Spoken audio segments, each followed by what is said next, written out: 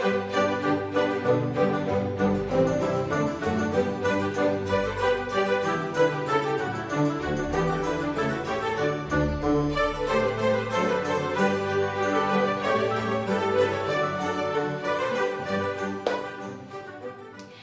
there and welcome to another video. I hope you are having a fabulous day.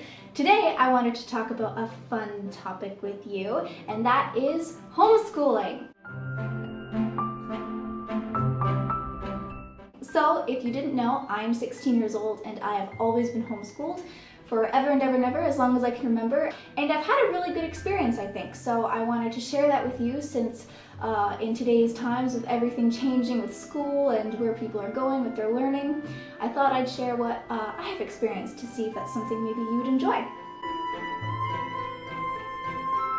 I started school at home in math and reading and writing. Those were our three main subjects up until high school. We didn't exactly have all the different subjects like history and science and all that. We mainly learned that from books. My mom let us and made us read really good classic literature that taught us a lot of history, a lot of science, so we'd get that information. And I personally like that way of learning a lot better. If you're told information through a story, you retain it a lot better than reading it out of a textbook.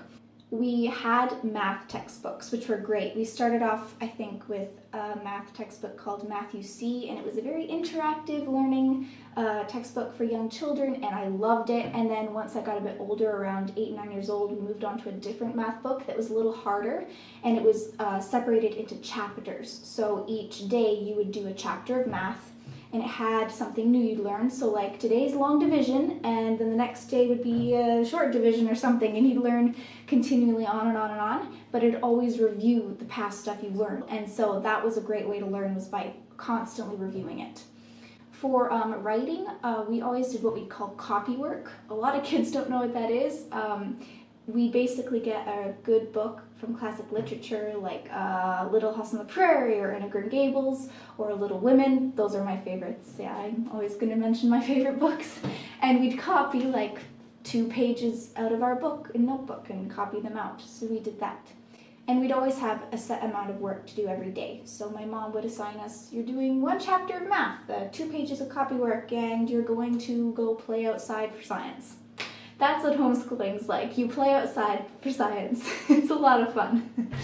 Because I'm the oldest, I think I was mainly like a guinea pig for my parents because neither of my parents are homeschooled as children. And so it was a very big experimental process. And when one thing didn't work out for me, they made sure my younger siblings didn't have to do that same mistake. So in one sense, that kind of sucks being the oldest. So if you're a middle child and your older sibling is homeschooling, be so grateful for them because they are paving the way for you.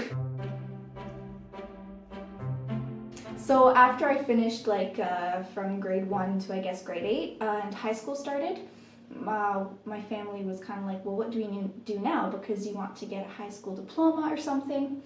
And we wanted to earn those credits for myself because, you know, what if I wanted to be a doctor? I need to have that diploma and all those credits and stuff.